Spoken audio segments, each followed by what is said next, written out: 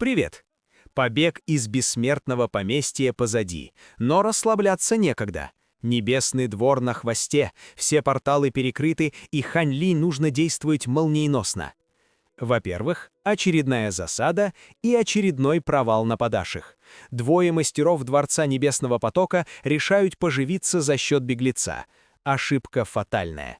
Хань Ли обращается в трехголового демонического бога, включает замедление времени и стирает их в порошок. Но, понимая, что Небесный двор скоро пришлет кого-то посерьезнее, он принимает решение – пора уходить. Во-вторых, прощальная встреча и тревожные новости.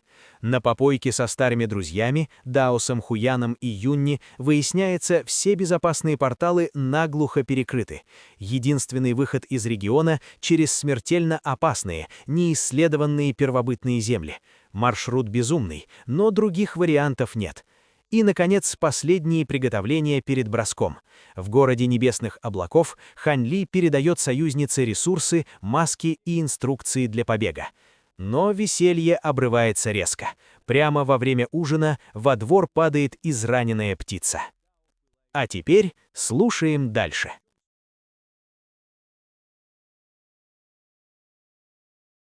Глава 526. Месть. Что случилось? Спросил Хань Ли. Они не хотели брать меня с собой, но я очень волновалась, поэтому послала с ними переевушку. Он уже достиг стадии Великого Вознесения, и я думала, с ним-то они точно будут в безопасности, но, должно быть, что-то случилось, пробормотала Мэн Цинцань, расстроенно кусая губы. Хань Ли посмотрел на переевушку, на мгновение соединился с ним своим духовным чувством и сказал: Юнгуй и остальные угодили в ловушку в запретную зону императорского дворца в нации конца веков. Переевушка прилетела, чтобы сообщить тебе об этом. Услышав его слова, Мэн Цинцань немного успокоилась. «Учители, прошу вас, позвольте мне отправиться туда и спасти брата», — взмолилась она. Хань Ли удивился. «А почему ты не просишь меня помочь их спасти? Я, может быть, и не очень умная, но понимаю, что вам нужно срочно покинуть Северный ледниковый регион бессмертных. Я и так безмерно благодарна вам за то, что вы пришли повидаться с нами». «Было бы слишком эгоистично с моей стороны задерживать вас еще», — поспешно ответила Мэн Цинцань. «Если уж переевушка получил такие тяжелые ранения, хотя уже достиг стадии Великого Вознесения, то тебе эти враги и подавно не по зубам. Как же ты собираешься их спасать?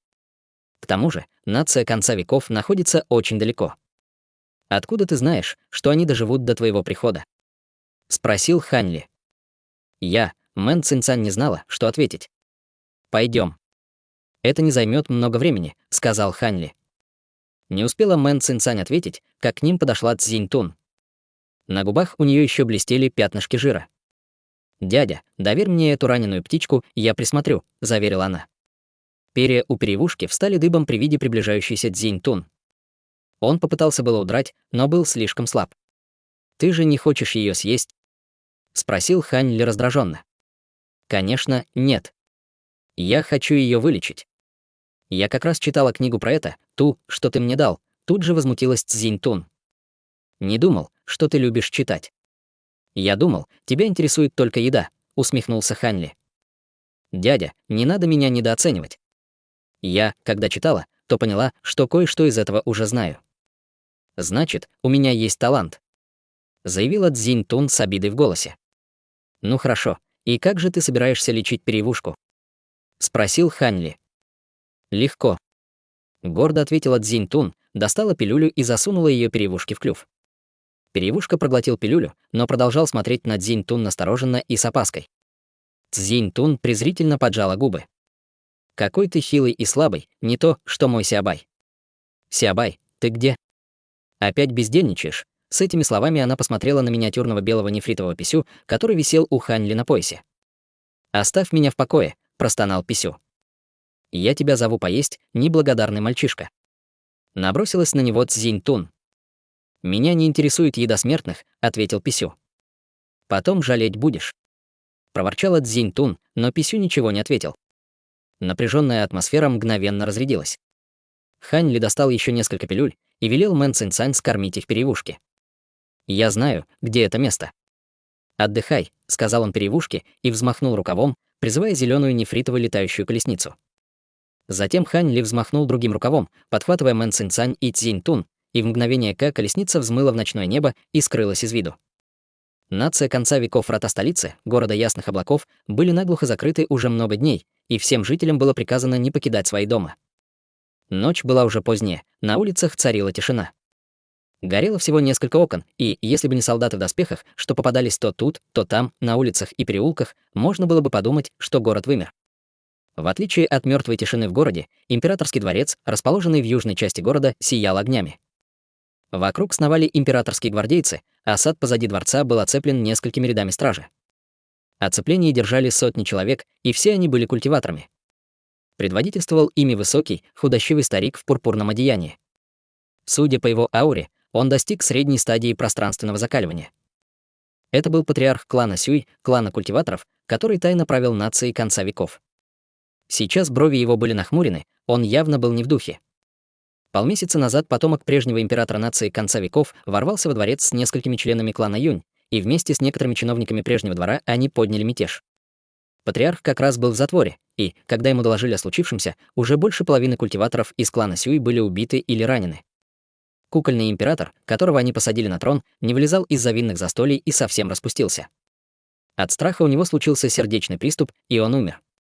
Уладив волнение в клане, патриарх тут же отправился во дворец, чтобы сразиться с мятежниками. Однако те владели техниками совершенствования куда более высокого уровня, чем он, и у них имелось множество удивительных сокровищ. Патриарху никак не удавалось одолеть их, хотя он и превосходил их по уровню совершенствования. Но самым удивительным было то, что с мятежниками была птица, достигшая стадии Великого Вознесения. Она чуть не убила патриарха на месте, и, если бы вовремя не подоспела помощь, от него бы и мокрого места не осталось. Уважаемый патриарх, эти негодяи уже 2 дня, как прячутся в высохшем колодце.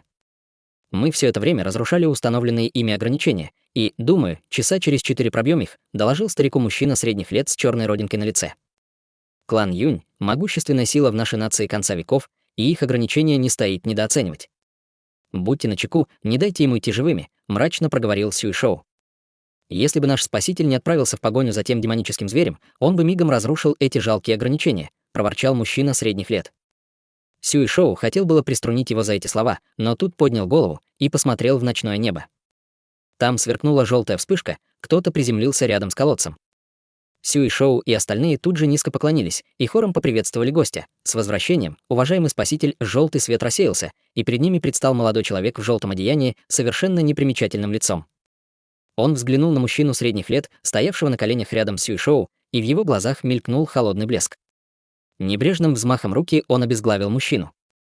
Сюй Шоу весь забрызгало кровью, но он только слегка вздрогнул и не посмел шевельнуться. Молодой человек поймал зарождающуюся душу мужчины средних лет и небрежно раздавил ее в руке. Он отправился было в погоню за странной лазурной птицей, но та оказалась невероятно быстрой, даже быстрее культиватора на поздней стадии Великого Вознесения, и ему не удалось ее догнать. Это испортило ему настроение. Молодой человек искал, на ком бы сорвать злость, и тут этот невежда ляпнул не к месту. «Ну, как идут дела?» — спросил молодой человек. «Еще часа 4, и ограничения будут разрушены», — поспешно ответил Сюй Шоу. «У меня нет на это времени. Мне нужно разобраться здесь и возвращаться в секту. С этого дня ваш клан Сюй будет поставлять в наш дворец каменной скалы вдвое больше дани», — заявил молодой человек. Сердце Сюй Шоу ухнуло. Клан Сюй захватил власть в стране заката из-за месторождения солнечного песка, и почти вся прибыль от добычи этого песка уходила в качестве дани во дворец каменной скалы. Теперь, когда дань удвоилась, им вообще не останется никакой прибыли. «У тебя какие-то возражения?» — спросил молодой человек, приподняв бровь. «Никак нет, уважаемый спаситель», — поспешно ответил Сюй Шоу. Молодой человек больше не обращал на него внимания. Он взмахнул рукой, и на каждом пальце его возник желтый бумажный талисман. Молодой человек быстро пробормотал заклинание, и все 5 талисманов вспыхнули ярким пламенем и устремились к отверстию колодца, 5 языков пламени разных цветов. Над колодцем вспыхнул желтый свет, это активировался защитная формация. Вместе с 5 потоками огня он атаковал колодец. Раздался оглушительный грохот, и над колодцем возник мерцающий золотой барьер, который тут же взорвался. Из колодца вырвались 7 или 8 разноцветных лучей света, которые, взметнувшись в небо, как фейерверк, разлетелись в разные стороны. Но не успели они скрыться из виду, как с неба спустился огромный пятицветный зонд, который, вращаясь на месте, раздувался все шире и шире, затягивая в себя разноцветные лучи. Вскоре стало ясно, что это за лучи. Под зонтом оказалась группа культиваторов.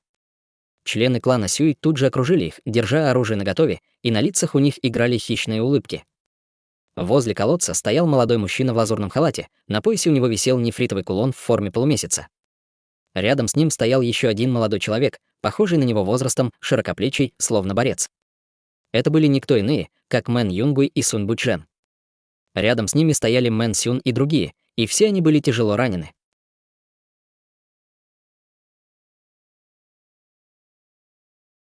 Глава 527. Исчез. Сунь Бучжэн был довольно серьезно ранен, и его лицо было мертвенно-бледным. Его голос был довольно неустойчивым, когда он сказал: «Это я виноват, что мы попали в эту передрягу, Юнгуй, но, похоже, в этой жизни я не смогу отплатить тебе. Давай снова будем братьями в следующей жизни». Мэн Юнгуй с беспокойством вздохнул, услышав это. Как же Цинцань справится одна? Вина на лице Сунь Бучжэна стала еще более выраженной, услышав это, и он крепко стиснул зубы. Молодой человек убрал свой пятицветный зонт, затем указал большим пальцем на себя и заявил: «Не спешите решать свою судьбу. Жить вам или умереть, решу я. Если ты собираешься убить нас, то делай это. Хватит тратить время», — закричал Сунь Бучжэн яростным голосом. «Скажите, откуда вы пришли? Как вы получили все эти могущественные сокровища, и что это за птица? Если вы ответите на эти вопросы правдиво, возможно, я найду в своем сердце доброту, чтобы пощадить одного из вас», — сказал молодой человек. Выражение лица Сунь Бучжэна слегка изменилось, услышав это. Если возможно, он хотел, чтобы Мэн Юнгуй выжил. То есть ты хочешь убить нас, но боишься наших покровителей и хочешь узнать, кто они такие, прежде чем убить нас и избавиться от улик, верно? Не трать силы, мы ничего не скажем, заявил Мэн Юнгуй непоколебимым голосом. «Я дал вам шанс, но вы им не воспользовались, так что не вините меня», — сказал молодой человек со зловещей улыбкой, затем взмахом запястья подбросил свой пятицветный зонт в воздух, и тот поднялся в небо, чтобы охватить всех сверху. Руны на зонте непрерывно мерцали, в то время как над каркасом зонта появилось бесчисленное множество вспышек пятицветного света, которые затем обрушились на Мэн Юнгуя и остальных, словно шторм из пятицветных игл. Мэн Юнгуй спокойно приготовился встретить свою смерть, и его последней мыслью все еще была его сестра. Как раз в тот момент, когда все подумали, что все уже кончено, пятицветный зонт, висевший в небе, внезапно сильно задрожал, после чего его насильно закрыли, заперев внутри все пятицветные иглы света, прежде чем зонт был отправлен еще выше в небо. Сразу же после этого рука протянулась, чтобы схватить зонт, и одним небрежным движением его связь с бывшим владельцем была полностью разорвана. Молодой человек издал приглушенный стон, глядя в небо с шоком и ужасом в глазах.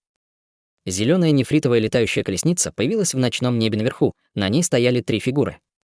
«Учитель ли?» «Цинцань!» Немедленно воскликнул Мэн Юнгуй восторженным голосом. Сунь Бучжэн и остальные тоже были в восторге, а в глазах Мэн Сюна начали наворачиваться слезы. «Мы приветствуем учителя Ли!» Все они одновременно заявили, падая на колени. «Ты хорошо справился, Юнгуй», — сказал Хань Ли, одобрительно кивнув. Мэн Юнгуй не знал, что имел в виду Хань Ли, и на его лице появилось озадаченное выражение, но Сунь Бучжэн знал, что его хвалят за то, что он отказался раскрыть свою личность даже перед лицом смерти. С этой мыслью в его сердце возникло чувство затянувшегося страха. Если бы он проболтался хоть об одном моменте, то, скорее всего, их всех бы здесь оставили умирать. «Старший брат», — позвала Мэн Цинцань, когда она спустилась с колесницы, а затем, оказавшись рядом с Мэн Юнгуем, вытащила белый нефритовый флакон, который ей дал Хань Ли, и высыпал оттуда несколько желтых пилюль, прежде чем раздать их всем. Всего мгновение назад молодой человек был уверен в себе и полон решимости, но теперь на его лице появилось испуганное выражение, а Сюй Шоу и остальные были так напуганы, что даже не смели громко дышать. «Ты из дворца Каменной Скалы, верно?» — спросил Хань Ли, взглянув на одежду молодого человека. Молодой человек заставил себя успокоиться, затем ответил: «Да, старший, меня зовут Ло Хуа, и я ученик внешней секты Дворца Каменной Скалы». Несмотря на то, что он был всего лишь на пике стадии Великого Вознесения, он видел невероятно могущественных фигур во время своего пребывания во Дворце Каменной Скалы, и он знал, что никак не сможет противостоять этому человеку, поэтому он даже не пытался оказать какое-либо сопротивление. К его удивлению, Хань Ли внезапно спросил: «Ты знаешь Гаошена?» Ло Хуа слегка запнулся, услышав это, затем спросил: «Вы имеете в виду старейшину Гаошена, который когда-то служил на платформе Вознесения? Все, что я знаю, это то, что он когда-то служил на платформе Вознесения», — ответил Хань Ли. «Это он. Старейшина Гаошен исчез несколько сотен лет назад, и наша секта потратила огромное количество ресурсов, чтобы попытаться найти его, но пока безуспешно», — объяснил Ло Хуа испуганным голосом. «Он исчез». «Как?» — спросил Хань Ли, Его брови слегка нахмурились. Я всего лишь ученик внешней секты, поэтому мои знания об обстоятельствах исчезновения старейшины Гаошена очень ограничены. «Пожалуйста, простите меня, старший», — ответил Ло Хуа встревоженным тоном. Хань Ли не был убежден, и он протянул одну руку, прежде чем сделать хватательное движение, в результате чего Ло Хуа был силой поднят с земли. Хань Ли схватил его за горло, и он яростно боролся с ужасом на лице, умоляя: «Пожалуйста, пощадите меня, старший». Хань Ли невозмутимо протянул палец вперед, и над кончиком его пальца возникла вспышка света, когда он коснулся им межбровья Ло Хуа, чтобы применить технику поиска души. Затем он поднял бровь, обнаружив, что в сознании Ло Хуа есть ограничение, которое препятствует его духовному чувству. Конечно, это не представляло для него препятствия, и как только он задействовал свою технику духовного очищения, ограничение в разуме Ло Хуа мгновенно исчезло. Обыскав воспоминания Ло Хуа, на лице Хань Ли появилось разъяренное выражение, и свет, исходящий от кончика его пальца, стал еще ярче. Изначально на лице Ло Хуа было выражение ужаса, но его глаза быстро закатились, и он начал пускать слюни с отвисшей челюстью. Его выражение лица становилось все более странным, пока, наконец, он не потерял сознание. Хань Ли холодно фыркнул, увидев это, затем ударил его с такой силой, что его тело полностью впечаталось в землю. Он не только был превращен в груду фарша, но даже его зарождающаяся душа, которая уже была лишена своей духовной природы техникой духовного очищения Хань Ли, также была полностью разрушена. Сюй Шоу и остальные были ошеломлены, увидев это. В их глазах Ло Хуа был всемогущим божеством, но было ясно, что этот темнокожий молодой человек был в бесчисленное количество раз могущественнее его, и они не могли и не смели даже представить, насколько высока его база совершенствования. В этот момент все они стояли на коленях и неконтролируемо дрожали, когда холодный пот лился по их лицам. Хань Ли пришел в такую ярость, потому что Ло Хуа нагло лгал ему в лицо. Он не был просто каким-то обычным учеником внешней секты, как он утверждал. Вместо этого он был одним из учеников Дворца Каменной Скалы, специально назначенным для сбора информации, и он пришел в нацию конца веков во время расследования исчезновения Гаошена. После этого он обнаружил, что здесь находится шахта солнечного песка, и чтобы присвоить ее себе, он помог клану Сюй заменить клан Юнь и уничтожить клан Сунь, чтобы захватить страну. Что касается Гаошена, он был прямым учеником великого старейшины Дворца Каменной Скалы, и его исчезновение вызвало огромный переполох в секте.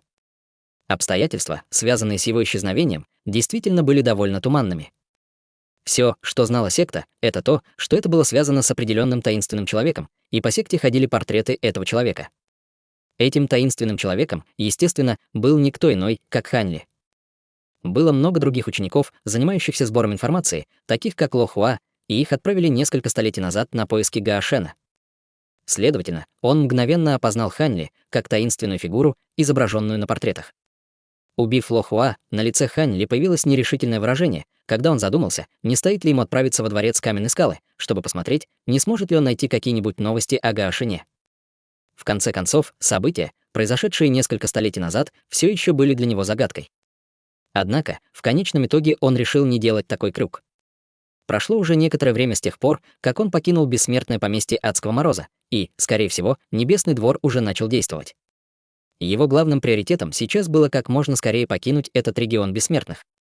С этой мыслью Хань Ли указал пальцем на Сюй Шоу, выпустив вспышку лазурного света, которая мгновенно связала его. «Я иду на гору за городом. У тебя есть час», — заявил он, после чего зеленая нефритовая летающая колесница исчезла в воздухе. «Спасибо, учитель Ли», — закричал Сунь Буджен, падая на колени в благодарность перед Хань Ли. Вскоре после этого раздался звук леденящих кровь криков, когда началась бойня. На горе за пределами города Ясных Облаков Хань Ли сидел в беседке на вершине горы, отдыхая с закрытыми глазами. Цзинь Тун сидела на земле, скрестив ноги рядом с ним, и она держала в руках белый длинный меч, который она ломала на куски, прежде чем съесть. При этом ее взгляд постоянно блуждал по окрестностям, и казалось, что она была довольно заинтересована в этой местности. Хань Ли открыл глаза, затем перевернул руку, чтобы достать диск сокровища. На его лице появилось немного озадаченное выражение при виде своеобразных узоров на диске. Только что, когда он направлял свою технику духовного очищения, диск внезапно отреагировал. После некоторых размышлений Хань Ли снова направил свою технику духовного очищения, и облако белого тумана мгновенно поднялось над диском, окутав всю его поверхность. В то же время на диске появилась точка пульсирующего красного света. Хань Ли отвел свою технику духовного очищения, и точка красного света постепенно погасла. Повторив этот эксперимент несколько раз, Хань Ли стало ясно, что этот диск способен обнаруживать тех, кто использует технику духовного очищения поблизости. Он не знал, насколько велик был его радиус действия, но тот факт, что он принадлежал нефритовому бессмертному стадии высшего зенита, такому как Гуншуцзю, означал, что это должно быть довольно мощное сокровище. В будущем ему нужно быть осторожным, используя технику духовного очищения. Хань Ли выдохнул, убирая диск, и вдруг услышал, как рядом с ним раздается тихий храп. Он повернулся и обнаружил, что Цзинь Тун уже уснула, лежа на скамье под беседкой, и на ее лице была слабая улыбка.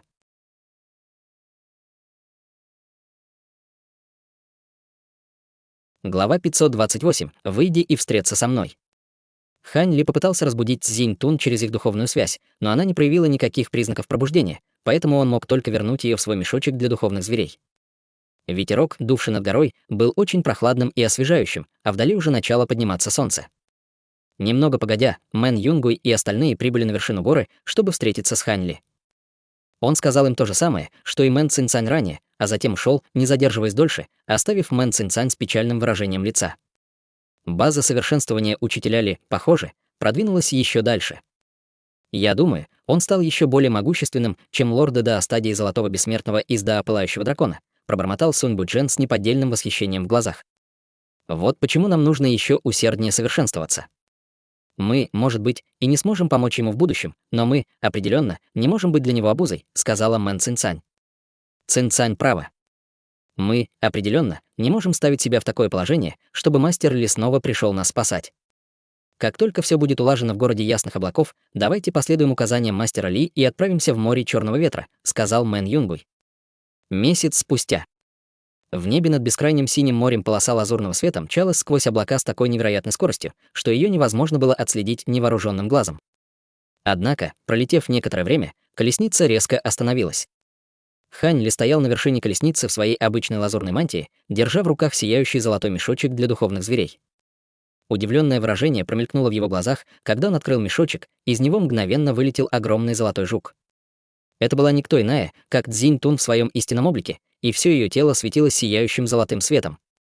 Более того, все ее тело было усеяно бесчисленными своеобразными узорами, которые излучали ужасающую ауру. Однако Хань Ли заметил, что глаза жука все еще закрыты, указывая на то, что он все еще спит.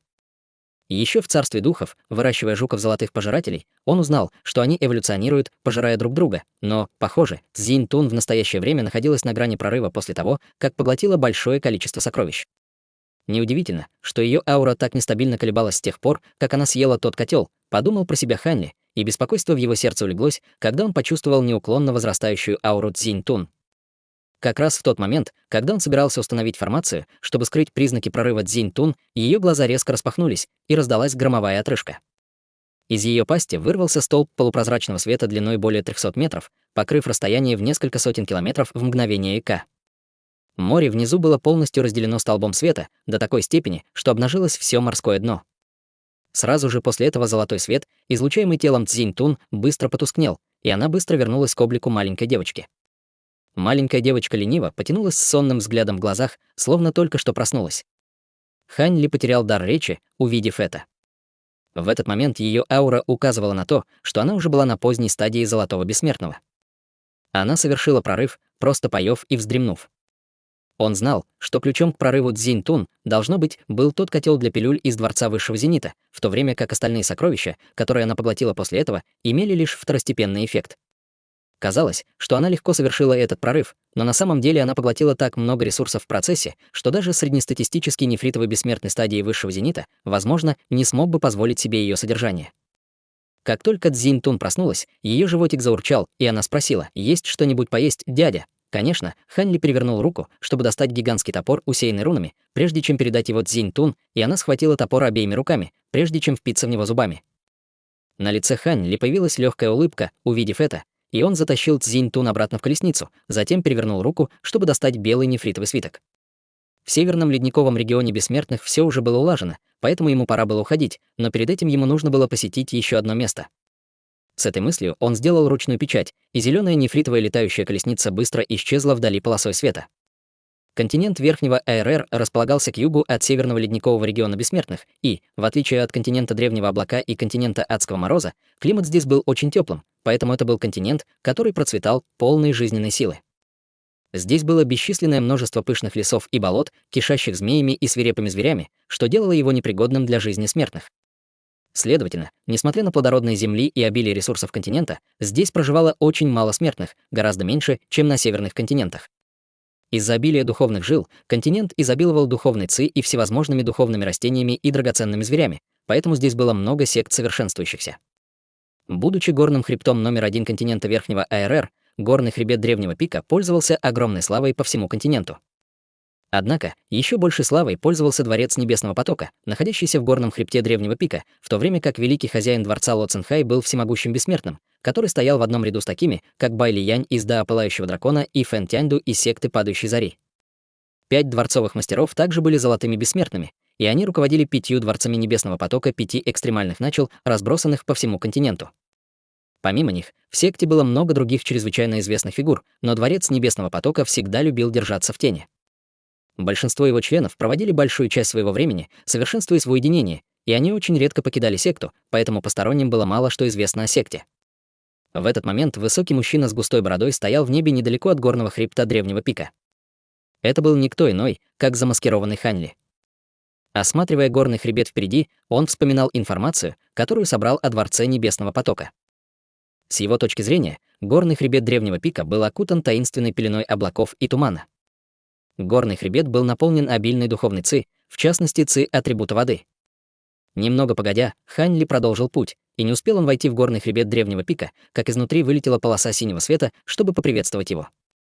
Это была синяя духовная лодка в форме рыбы, и на ней стояло несколько учеников Дворца Небесного Потока, возглавляемых квадратным молодым человеком, которому, казалось, было около 20 лет. Судя по их одежде, они, похоже, были патрульными учениками Дворца Небесного Потока, и все они были на стадии божественной трансформации, в то время как их лидер был культиватором стадии пространственного закаливания. Квадратный молодой человек наблюдал за Хань Ли с настороженным взглядом, но он все же почтительно поклонился, сказав: «Я — служитель Лиань из внешней области. Могу я узнать ваше имя и цель вашего визита, старший?» Хань Ли сохранял холодное выражение лица, и он даже не взглянул на этих людей, прежде чем из его тела, без какого-либо предупреждения, вырвалась вспышка грозного духовного давления. Синяя духовная лодка мгновенно улетела, как лист на ветру, и все ученики Дворца Небесного Потока на ней выплюнули полный рот крови, прежде чем упасть без сознания на месте. Хань Ли продолжил путь без остановки, но Лиань смог остаться в сознании, и он взмахнул рукавом в воздухе, чтобы выпустить в небеса вспышку синего света, крича: «На нас напали!» Раздался громкий грохот, когда вспышка синего света взорвалась в небе, прежде чем распространиться во всех направлениях. Хань Ли не стал пытаться остановить это. На самом деле он даже не удосужился взглянуть на Лианя, продолжая лететь вперед. Сразу же после этого из всех частей горного хребта вырвались бесчисленные полосы света, чтобы встать на пути Хань Ли. Это были все культиваторы Дворца Небесного Потока, которые обладали гораздо более высокими базами совершенствования, чем Лиань, и их возглавляла группа культиваторов ранней и средней стадии истинного бессмертного. «Стой! Кто посмел вторгнуться в наш Дворец Небесного Потока?» Яростно закричал пожилой мужчина. «Позовите Ло Цинхая, чтобы он встретился со мной», бесстрастно заявил Хань Ли, после чего из его тела вырвалась грозная волна лазурного света, отправив всех окружающих культиваторов в полет по воздуху. Как раз в этот момент раздался невероятно глубокий и резонирующий голос: «Добро пожаловать, товарищ Даос. Пожалуйста, простите этих младших за их грубость. Могу я узнать ваше имя?» В то же время подул легкий ветерок, мгновенно развеяв волну лазурного света. Хань Ли поднял бровь, останавливаясь. Немедленно после этого не очень далеко перед ним появился пожилой мужчина в синей робе. Мужчина был довольно высоким, с длинной бородой, которая спускалась до самой груди, но его кожа была темно-зеленого цвета, представляя собой довольно своеобразное зрелище. Грозная аура, исходящая от его тела, указывала на то, что он был золотым бессмертным. Хань Ли взглянул на пожилого мужчину, но не ответил. Пожилой мужчина не был обеспокоен этим, и он сложил кулак в приветствии, говоря: «Не думаю, что мы раньше встречались, товарищ Даос. Какова цель вашего визита? Позовите Ло Цинхая, чтобы он встретился со мной», — повторил Хань Ли. «Боюсь, что вы пришли не вовремя, товарищ Даос. Хозяин дворца Ло покинул секту очень давно, и он все еще не вернулся. Если у вас есть что-то важное, чтобы обсудить с ним, вы можете оставить сообщение, и я обязательно передам его, как только он вернется. Бессмертное поместье Адского Мороза уже закрылось, и я встретил верховного хозяина дворца Ло в городе Черного Ветра некоторое время назад. Уже тогда он отправился обратно во Дворец Небесного Потока. Вы же не хотите сказать, что он все еще не вернулся?» — спросил Хань Ли с насмешливой ухмылкой. Выражение лица пожилого мужчины слегка напряглось, услышав это. «Все в порядке, если Ло Цинхай не хочет встречаться со мной, но в таком случае я посоветую вашему Дворцу Небесного Потока выбрать еще 2 дворцовых мастеров 5 экстремальных начал», продолжил Хань Ли с холодной улыбкой. Выражение лица пожилого мужчины резко изменилось, услышав это. «Что вы только что сказали?» Тем временем все остальные обменивались озадаченными взглядами друг с другом.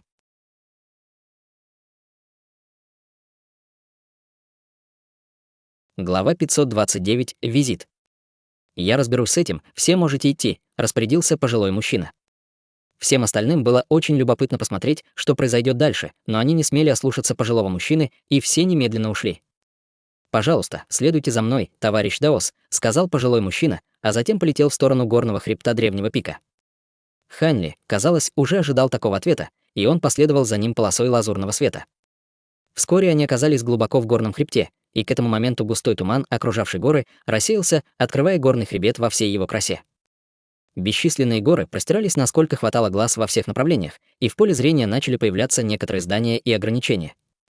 Мы только что прошли через окраины горного хребта древнего пика, только сейчас мы вошли во внутреннее святилище горного хребта, и именно здесь находится наш дворец Небесного Потока, сказал пожилой мужчина, продолжая лететь вперед. Хань Ли небрежно оглядел окрестности совершенно бесстрастным взглядом, и пожилой мужчина был немного разочарован его реакцией. Пролетев еще немного, Хань Ли внезапно заметил впереди огромную гору, которая возвышалась над всеми своими соседями. Она простиралась до самых небес, и все горы вокруг казались крошечными холмами. Хань Ли видел немало величественных гор в прошлом, но ни одна из них не могла сравниться с этой. Ци происхождения мира возле горы была гораздо обильнее, чем в других местах, и на горе было построено бесчисленное множество дворцов и павильонов, плотно прижатых друг к другу, напоминая внутреннюю часть улья. Вершина горы была окутана огромным белым световым барьером, и невозможно было увидеть сквозь световой барьер или пропустить через него свое духовное чувство. Я слышал, что в Дворце Небесного Потока есть 19 огромных гор, называемых 19 священными пиками, и это те места, где сходятся духовные жилы горного хребта древнего пика. Первый великий хозяин Дворца Небесного Потока использовал духовную силу 19 священных пиков в качестве основы, чтобы создать секретную область на вершине каждой горы, которые в совокупности известны как 19 священных зон. Которая из 19 священных пиков это? Внезапно спросил Хань Ли. Вы, безусловно, очень осведомлены, товарищ Даос, с удивленным выражением заметил пожилой мужчина. Это пик зарождения света. Хань Ли кивнул в ответ. Рядом с пиком зарождения света протекала очень широкая река, которая текла вдаль. Вода в реке имела яркий синий цвет и излучала чрезвычайно обильную духовную силу атрибута воды, указывая на то, что это была какая-то священная вода, а не обычная вода. Из писаний, которые он читал еще в «До пылающего дракона», и техники поиска души, которую он применил на пожилом мужчине, Хань Ли узнал много нового о Дворце Небесного Потока.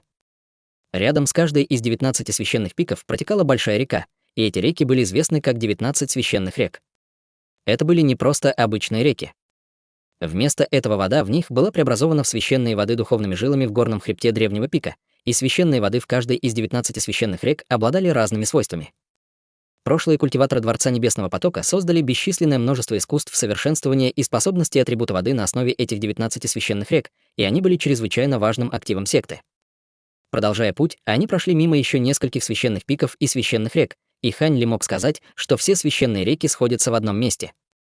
Почти час спустя пожилой мужчина внезапно остановился, и Хань Ли устремил свой взгляд вперед, после чего на его лице появилось удивленное выражение. Впереди, в земле, находился огромный круглый кратер, и он был размером в десятки тысяч километров, напоминая огромную яму, ведущую прямо в преисподнюю. Именно здесь сходились 19 священных рек, и все они впадали в кратер 19 захватывающими дух водопадами, представляя собой чудесное зрелище. Зеленолицый пожилой мужчина на мгновение остановился у кратера, как будто намеренно показывая Хань Ли удивительный пейзаж, и только после этого он начал спускаться вниз. Хань Ли отвел взгляд и последовал за ним, и вскоре они оказались на дне кратера. На дне кратера находился огромный водоем синей воды.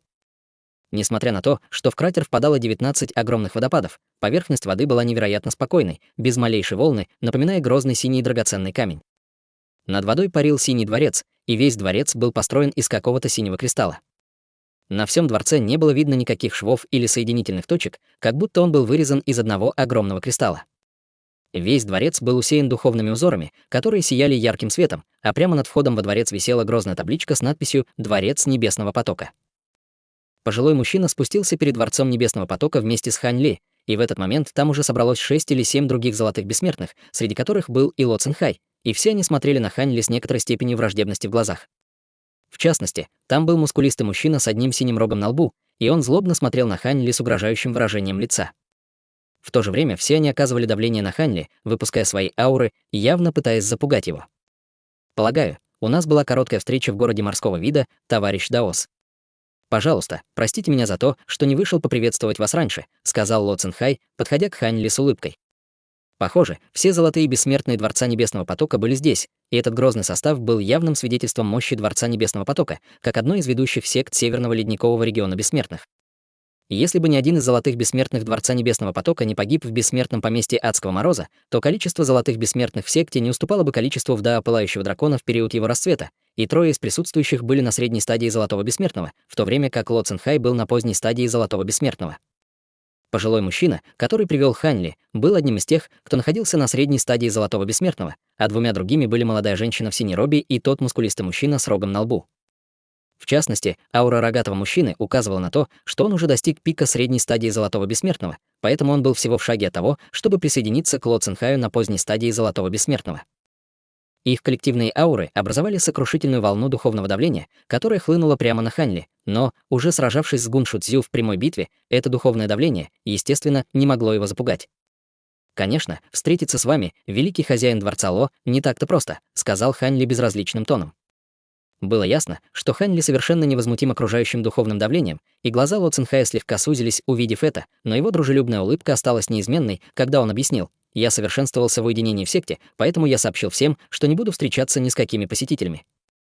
«Конечно, вы исключение, товарищ Даос». Хань Ли лишь улыбнулся и не ответил. «Пожалуйста, входите и присаживайтесь, товарищ Даос», сказал Ло Цинхай, поворачиваясь, чтобы провести его. Хань Ли не обратил внимания на остальных золотых бессмертных, присутствующих здесь, когда он без колебаний вошел в Синий дворец. Все остальные золотые бессмертные обменялись несколькими взглядами, а затем тоже вошли во дворец. Внутри дворца находился гостевой зал, который был размером около 120 квадратных метров. Планировка зала была очень простой, с около дюжины синих нефритовых колонн внутри, в каждую из которых был встроен кристалл ромбовидной формы. Эти кристаллы излучали слабый синий свет, который освещал весь зал, и между этими колоннами было расставлено два ряда больших синих кресел. Ло Цинхай сел на главное кресло, затем сделал приглашающий жест рукой и сказал: «Присаживайтесь, товарищ Даос». Хань Ли должным образом подчинился, и все остальные быстро уселись. Ло Цинхай представил всех в зале Хань Ли, а затем сказал: «Это наша вторая встреча, но мне стыдно признаться, что я все еще не знаю вашего имени. Могу я узнать, откуда вы прибыли, товарищ Даос? Моя фамилия Лю». Что касается того, откуда я прибыл, то это не то, о чем вам стоит беспокоиться. Я не из Северного Ледникового региона бессмертных, поэтому, даже если бы я назвал вам свое место происхождения, вы бы все равно о нем не знали, безразличным тоном ответил Хань Ли. «Добро пожаловать, товарищ Даос Лю. Могу я узнать, каковы ваши намерения?» Спросил Ло Цинхай с улыбкой. «Это я должен спросить вас об этом. Покинув море Черного ветра, я планировал вернуться в свою секту, но меня подстерегли двое золотых бессмертных из вашего Дворца Небесного Потока возле города морского вида. К счастью, мне удалось победить их. Иначе я бы уже был мертв. Вы приказали им напасть на меня». Хань Ли перевернул руку, доставая пару синих значков, и силой бросил их на чайный столик рядом с собой. Это были идентификационные значки двух золотых бессмертных, которые он нашел в их инструментах хранения, и выражения лиц всех культиваторов Дворца Небесного Потока мгновенно слегка изменились, увидев это. Зрачки Ло Цинхая также слегка сузились, но он ничего не сказал. На лице рогатого мужчины появилась холодная ухмылка, и он бросил на Хань Ли вызывающий взгляд, сказав: «Наверняка здесь какое-то недоразумение». Дворцовый мастер Те и дворцовый мастер Цу оба исчезли в городе морского вида, и, скорее всего, они пали жертвами врагов нашей секты. Мы тоже отчаянно ищем их, но вы утверждаете, что они напали на вас? Боюсь, мы все очень озадачены. Рогатого мужчину звали Фэн Хай, и он был южным дворцовым мастером из 5 экстремальных дворцов. То есть вы хотите сказать, что я наговариваю на них, обвиняя их в том, чего они не совершали? Спросил Хань Ли, повернувшись к Фэн Хаю. Неужели вы ожидаете, что мы просто поверим вам на слово? Если вы утверждаете, что они напали на вас, то вам нужно предоставить доказательства. В противном случае мы не собираемся признавать свою вину, холодным голосом сказал Фэн Хай. Я пришел сюда сегодня, чтобы потребовать объяснений, но, видя, что вы мне не верите, то, полагаю, нет смысла продолжать этот разговор. 2 моим младшим как раз не хватает пары пилюль золотой души, сказал Ханли, поднимаясь на ноги, а затем повернулся, чтобы уйти из зала. Выражение лиц всех культиваторов Дворца Небесного Потока слегка изменилось, услышав это, и Фэн Хай в мгновение оказался перед Ханли, преградив ему путь. «За кого вы принимаете наш Дворец Небесного Потока?» «За бордель, в который можно войти и выйти, когда захочется. Вы можете уйти, если хотите, но вам придется оставить зарождающиеся души дворцового мастера Те и дворцового мастера Цу», сказал Фэн Хай.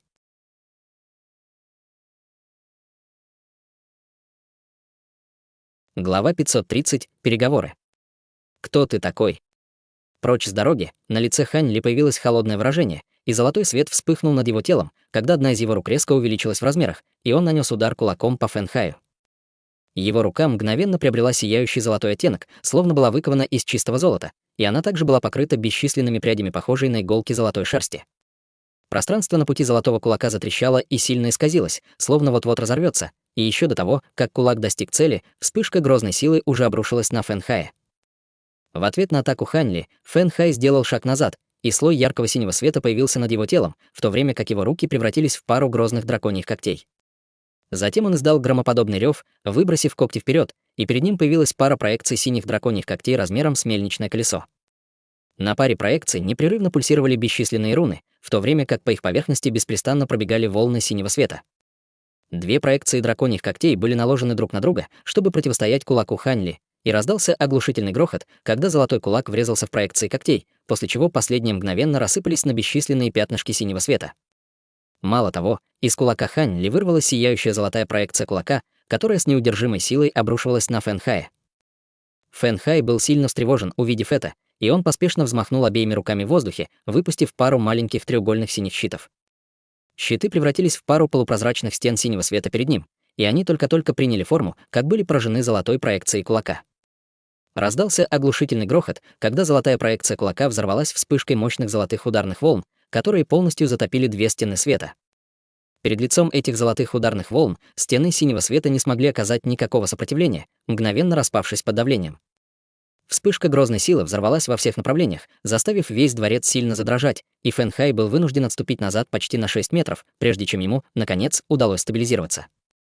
Все это произошло в мгновение ока, и к концу этой серии событий Ханли оказался на том месте, где только что стоял Фэн Хай. 2 треугольных щита были у него в руках, и они уже были разбиты на куски.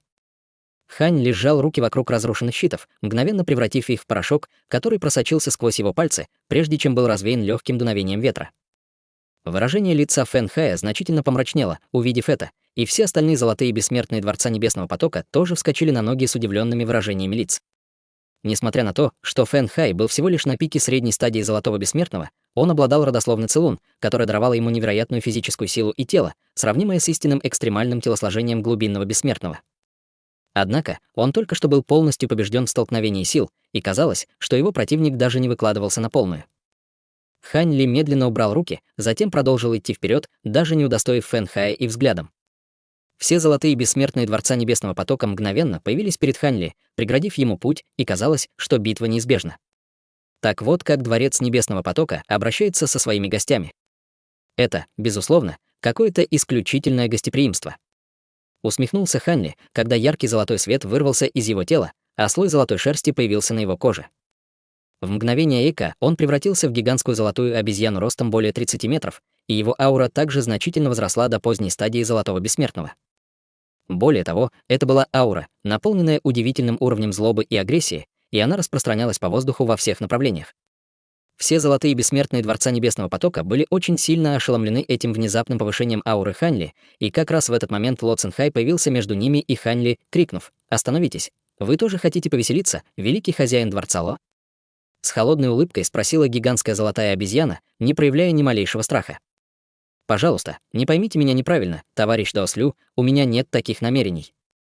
Все вы вернитесь в свои резиденции и покайтесь в своих проступках. Никто из вас не должен выходить из уединения без моего разрешения. Товарищ Даослю — уважаемый гость нашего Дворца Небесного Потока, и к нему нужно относиться как к таковому».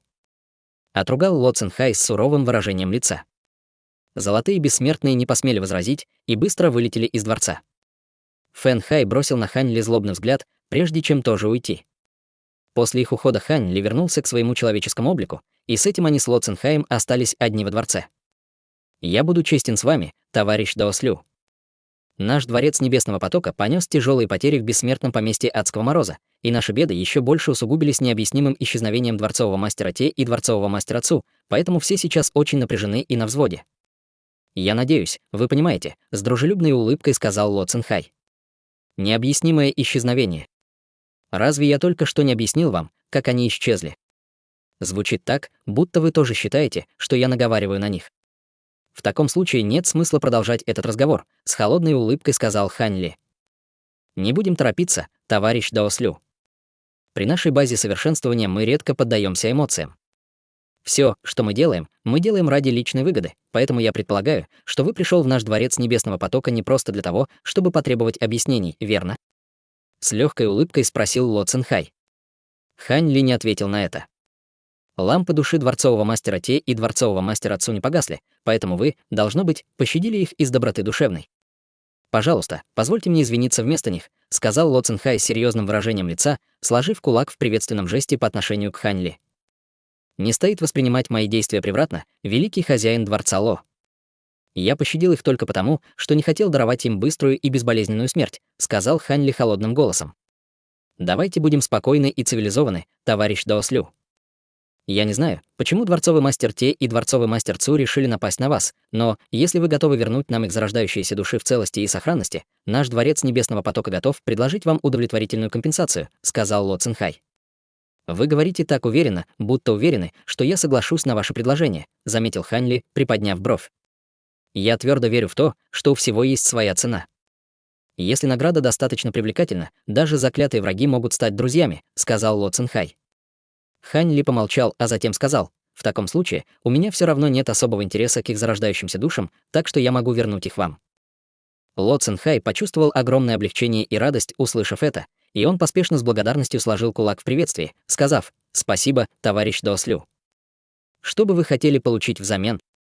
Наша секта всегда была довольно бедна по сравнению с такими, как секта Падающей Зари и до Пылающего Дракона, но я сделаю все возможное, чтобы удовлетворить вас.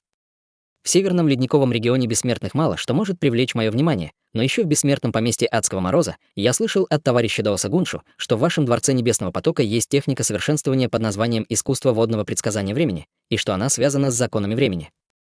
«Это правда?» — спросил Хань Ли, садясь на одно из кресел в зале. «Это действительно правда», — подтвердил Ло Цинхай, и на его лице появилось странное выражение. «Кстати, говоря о товарище Даосе Гуншу, вы имеете в виду бессмертного посланника Гуншу Цю?» «Именно так», — кивнув, ответил Хань Ли. «Звучит так, будто вы тоже вошли в бессмертное поместье Адского мороза, но я не припоминаю, чтобы видел вас там». «Может быть, вы вошли в бессмертное поместье вместе с бессмертным посланником Гуншу?» — спросил Ло Цинхай. «Не думаю, что это ваше дело, великий хозяин дворца Ло», — сказал Хань Ли, его брови слегка нахмурились. «Прошу прощения». «Пожалуйста, продолжайте, товарищ Даослю», — с извиняющейся улыбкой сказал Ло Цинхай. «Больше нечего добавить. Дайте мне искусство водного предсказания времени, и я верну вам зарождающиеся души», ответил Хань Ли прямым и откровенным тоном. Искусство водного предсказания времени — высшее искусство совершенствования нашего Дворца Небесного потока. Даже в нашей секте мы можем получить доступ к искусству совершенствования только после получения одобрения большинства членов Совета Старейшин, поэтому боюсь, что это может быть слишком много. Есть ли что-нибудь еще, что я могу сделать для вас, товарищ Даослю? — спросил Ло Цинхай. «Это мое единственное условие, вам решать, принимать его или нет. Я подожду здесь всего 2 часа. Если я не увижу искусство водного предсказания времени через 2 часа, то мне просто придется переработать эти зарождающиеся души в пилюле золотой души», сказал Хань Ли, небрежно перевернув руку, чтобы достать предмет. Хань Ли призвал белый хрустальный шар, внутри которого была запечатана синяя зарождающаяся душа, принявшая облик светлокожего ученого, и зрачки Ло Цинхая мгновенно слегка сузились, увидев это. Зарождающаяся душа была в восторге, увидев Ло Цинхая, но она была полностью обездвижена и не могла общаться с Ло Цинхаем с помощью голосовой передачи. Ло Цинхай перевел взгляд с белого хрустального шара на Хань Ли, затем сказал: «Пожалуйста, подождите здесь немного, товарищ Даослю, мне нужно обсудить этот вопрос с остальными». После этого Ло Цинхай быстро ушел, оставив Хань Ли одного в зале. Ло Цинхай вышел из зала, его брови были плотно нахмурены в нерешительности. После непродолжительной паузы он быстро направился в боковой зал, где его уже ждали все остальные золотые бессмертные, и они немедленно поднялись на ноги, когда он вошел в комнату. «Как все прошло, великий хозяин дворца?» — спросил зеленолицый пожилой мужчина. Ло Цинхай кратко рассказал всем о своем разговоре с Хань Ли. Он хочет искусства водного предсказания времени. Он, должно быть, спятил. Холодно фыркнул Фэн Хай. Искусство водного предсказания времени — самое ценное сокровище нашего Дворца Небесного Потока. Как мы можем отдать его постороннему? Поддержала его женщина в синей робе. Проблема в том, что это его единственное условие. Если мы ему откажем, что будет с дворцовым мастером Те и дворцовым мастером Цу? С плотно нахмуренными бровями спросил зеленолицый пожилой мужчина. Женщина в синей робе замолчала, услышав это. Он может быть и грозный противник, но если мы все нападем на него одновременно, используя ограничения в Дворце Небесного Потока, мы, безусловно, сможем победить его. Как только он будет мертв, мы сможем спасти зарождающиеся души дворцового мастера Те и дворцового мастера Цу. Предложил Фэн Хай, и в его глазах мелькнул проблеск жажды убийства. Все остальные тоже были довольно соблазнены этим предложением.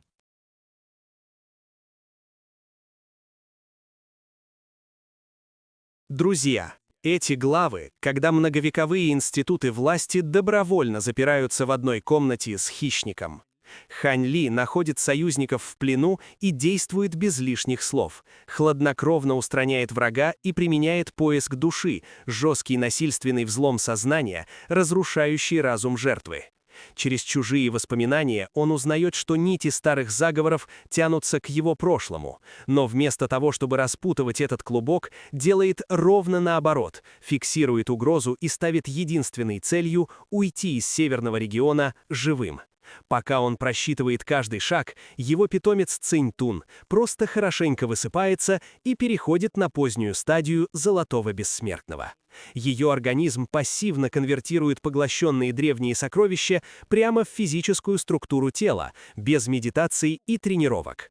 Вооруженный этим пониманием своих возможностей, Хань Ли в одиночку заявляется в сердце Дворца Небесного Потока.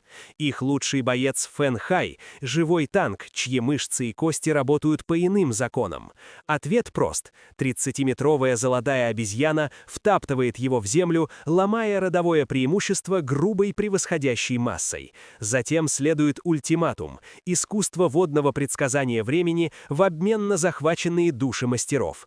Забрать силой невозможно, сложное искусство нельзя выбить из мертвого тела, но старейшины, чья гордость растоптана в пыль, выбирают не капитуляцию, а активацию формации 19 священных пиков. Сработает ли многовековая защита против существа, которое только что голыми руками уничтожило их лучшего бойца? Готовлю продолжение.